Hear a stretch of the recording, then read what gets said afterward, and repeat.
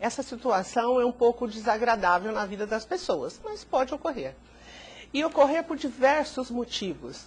A pessoa pode deixar de pagar porque teve um infortúnio na família, perdeu um ente querido, por exemplo, perdeu a sua colocação profissional, houve uma separação, um divórcio.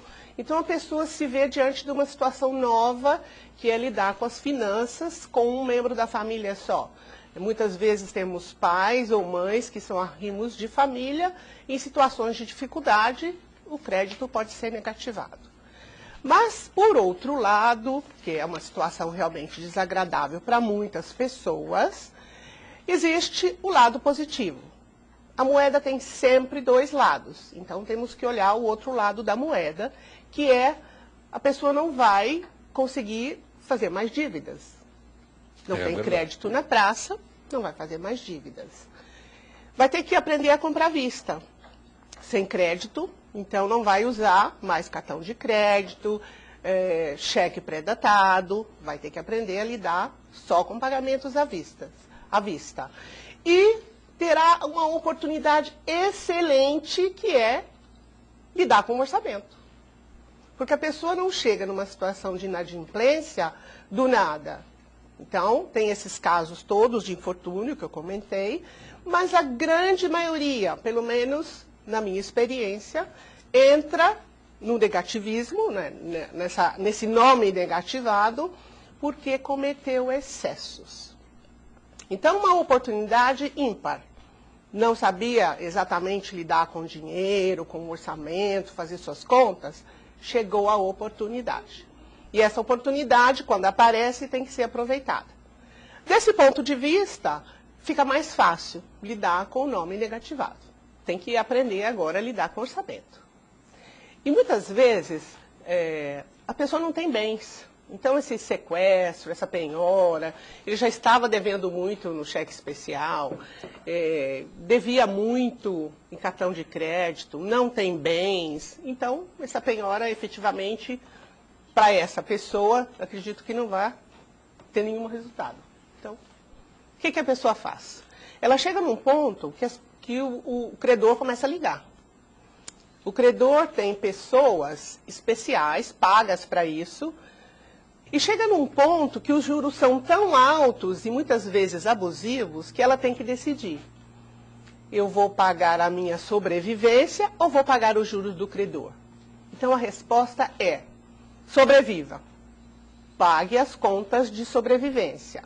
O seu aluguel, a luz, alimentação, então ela vai sobreviver. Por outro lado, fazendo a gestão eficiente do orçamento, aquele valor que ela pagava em juros deverá sobrar. Então, ela abre uma caderneta de poupança, guarde uma parcela do seu orçamento para formar um capital, porque há de chegar a hora que ela vai poder negociar com o credor. Então, voltando, contas de sobrevivência em primeiro lugar, depois abrir uma caderneta de poupança e começar a listar o endividamento.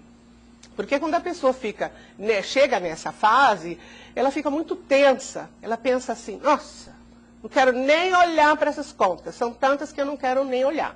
Mas faz parte desse aprendizado de fase nova. Liste tudo o que você deve. Você vai precisar saber qual é o volume dessa dívida, porque guardando o dinheiro vai sobrar, vai ter um capital que você vai formar e vai chegar aquele momento que você vai negociar com o seu credor. Então, precisa saber para quem você deve, quanto você deve e como você vai negociar. Ao listar a dívida, os itens, todos os itens da dívida, que ele inclua que taxa de juros ele estava pagando antes do nome ser protestado. Não é nem conta de matemática, é uma relação simples. Devo para quem, devo quanto e qual a taxa de juros que eu estava pagando. Só esse fato já é um alerta. Só esse exercício já é um alerta. Porque a pessoa vai perceber que, em alguns casos, as taxas são indecentes. Se ele não percebeu isso antes, nesse exercício, ele vai perceber. E quando fizer a poupança, quando já tiver aquele volume, ele vai decidir quem ele vai pagar primeiro. Então, claro que se existia a ameaça de sequestro de bens, ele deve priorizar esses itens. Como ficar sem carro, se ele puder, envolver a casa própria. Então, isso é muito importante. E por que será que ele chegou nessa situação, como nós já falamos aqui? Porque ele não teve juízo. A pessoa tem que se preparar para renegociar. Porque, às vezes, ela fica tão triste, essa situação é tão difícil para ela, que ela corre para fazer a negociação. Mas, primeiro, ela tem que fazer o orçamento, ver qual será a sobra exata do orçamento e quanto ela poderá dispor para fazer o pagamento. Porque se ela for correndo pagar a dívida e essa parcela, por exemplo, couber no orçamento, primeiro, segundo mês e no terceiro já não couber, então ela começou a pagar, o nome limpou, vai ficar negativo de novo.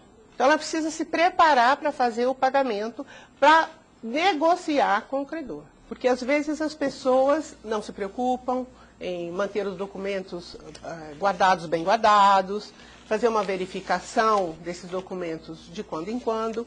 Às vezes a pessoa perde, por exemplo, o cartão de crédito. E só vai dar conta, se vai dar conta disso, depois que ela vai precisar fazer uma compra e o cartão de crédito não está.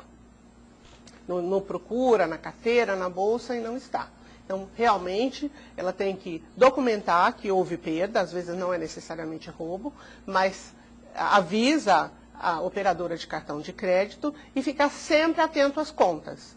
Se ela se distrai, deixa de pagar, por exemplo, uma conta de R$20, como já foi comentado aí através dos depoimentos, então a nossa vida financeira diz respeito a nós. Nós precisamos ter muita atenção com relação a isso. Existem pessoas, por exemplo, que emprestam o seu nome.